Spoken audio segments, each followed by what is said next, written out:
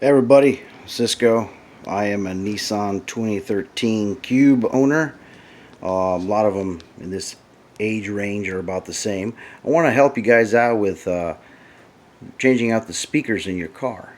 First of all, I recommend you start in the rear passenger side, not the front, so that, if you learn from your mistakes, it's on a door that you don't hear that much because, you're driving. So this is the least impactful if you screw something up. Okay, so first things first, you roll down your window. There's a screw here, and then there's a screw inside that bracket there. I've already done it so that I can kind of do this one-handed. Get yourself something like a little workbench like this you can rest the door on. You're also going to need either a scraper or a removal tool. Here I got a scraper and I wrapped it with black tape to keep it from damaging your paint on your car. And then you're going to need, of course, a flathead / Phillips screwdriver, little combo thingy. Okay, so you carefully pry the edges and pop them out. Start from the bottom, move your way up. Once you get them all done on the sides, then you kind of lift and pull. So you'd be like this. One of the reasons why you want this thing is that there normally would be a cable connected here, which is right there. And that's the one for all of the power windows, of course, and power locks. So this one is removed just by pushing this in. So it's got a little screwdriver. You push it in there and it pops out. So then here is the inside of your door panel. It's got pretty good amount of sound isolation. I'm going to add more, and of course I'm going to put some sound vibration dampening material on the door itself. So I have taken off the old speaker, which is down here, and I measured the dimensions on it. It's right here. So the old one is 33 millimeters tall. So that's how much it sticks out from the car body door. The new rings are 21 millimeters, which are these that I got from Crutchfield, AI International NSB, what is it, a 710. It's actually a multi-use ring, so it actually can be used like on I guess a 5, maybe even a 5 1/4, but for sure like a 6 1/2 or a 6 3/4. So I purchased these speakers, which are actually a 6 3/4, the Pioneer. I really like these, and I'll show you why in a little bit.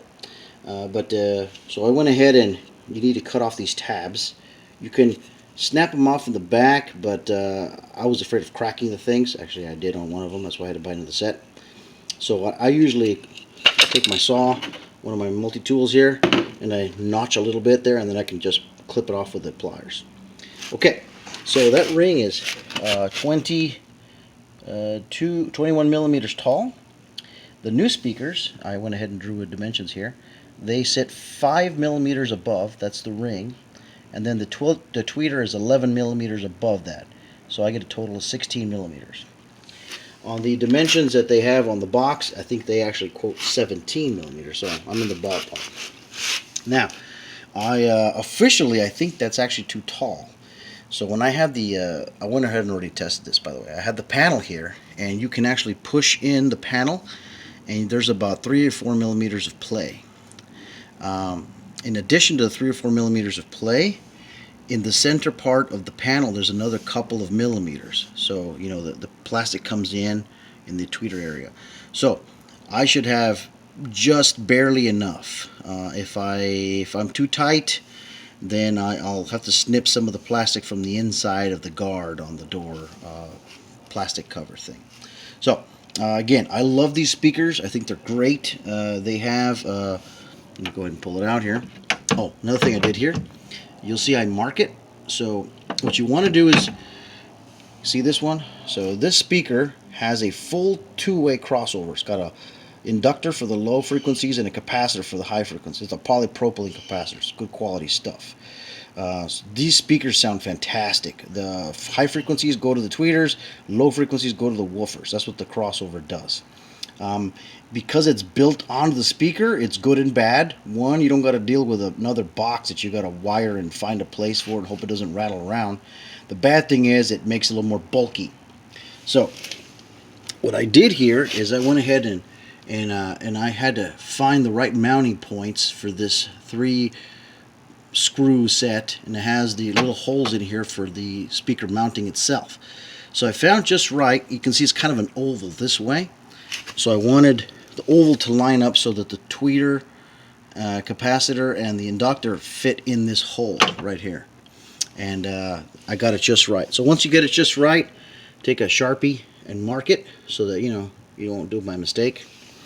Then once you do that, take the ring off just to make sure, and take a little bit of the black stuff from the butyl and put it underneath the ring there, and put it underneath the speaker so that it gets a nice stiff setting in there, and then you bolt these things down. Okay, I'll get another. Oh, one more thing. So I'm gonna line this, and I decided what I'm gonna do. This is what I did on one of my other cars. Instead of peeling this stuff off and then putting it underneath and leaving this off or whatever, I'm actually gonna put fabric noise isolation here. I'm gonna cut it so that it kind of fits along this plastic, and then these other pieces of metal, I'm gonna put more of this fabric isolation. I'm going to put some of the Dynamat stuff around the speaker itself and here, and I'm going to put some of the Dynamat stuff on the inside of the door here so that it's not banging up against metal, and that helps the road noise as well as the bass improvement. And then I'm just going to trim the inside of everywhere I can with some of the soft noise isolation material, and as well as the inside of the door panel. Okay guys, a little extra thing here as far as doing some sound deadening on your doors for your car speakers. Here's this plastic. Most cars have it now. Like I said, I like to keep it. Some guys rip the whole thing out. I don't.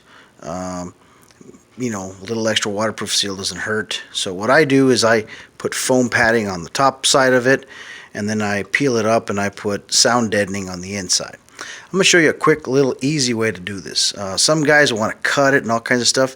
Easiest thing to do is kind of just this plastic, kind of pull it away, and then you just kind of cut the little rubber black sticky stuff with a razor blade, and it just kind of splits up.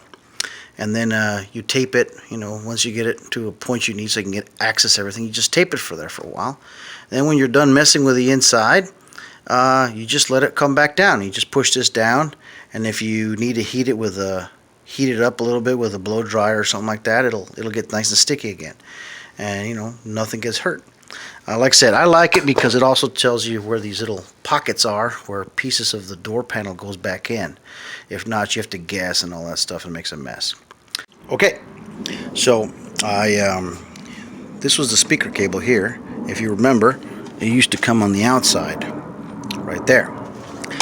So I soldered a little bit of extension, probably about 3 or 4 inches worth, and of course I heat shrinked it, and then I put some of the soft spongy tape so that if it bangs around it won't be seen.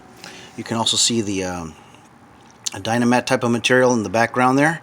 That's to help reduce the vibrations as well as the road noise. And I'm going to put some more out here, of course. So I went ahead and put some of the little bit of that the black goopy stuff that's underneath the Dynamat material underneath the ring there.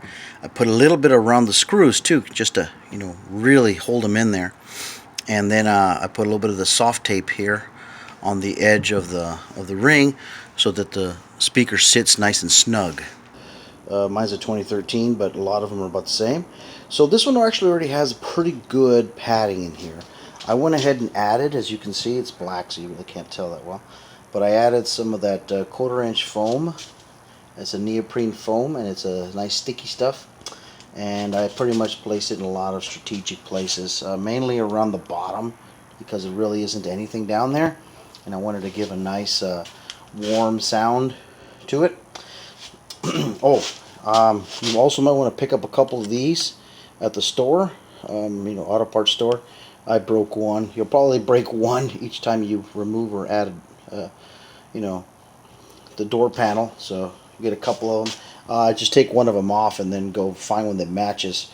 Okay, so now I finished the door.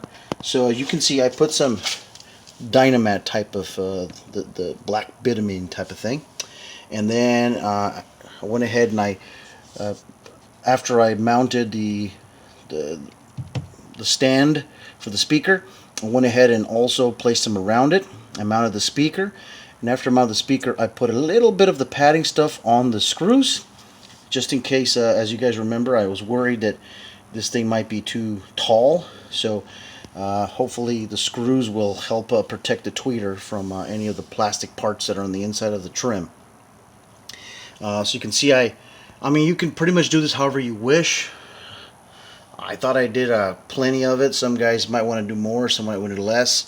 You don't want to put anything in here because this is where that plastic piece from the door molding goes into. Remember to put the clip back on here and then mount it back on. And one of the things to remember is it kind of sets in and then you push it down. So you want to really be careful when you put this thing back on. And that should do it. Sounds fantastic. I'm on to I'll do the same thing for the driver's side, and then I'm going to be on to the front speakers. So, you know, again, highly recommend you start in the back. Take care of the first two. Probably take you about a day to do the two of them, and then the next day you can do the front speakers. Alright, good luck.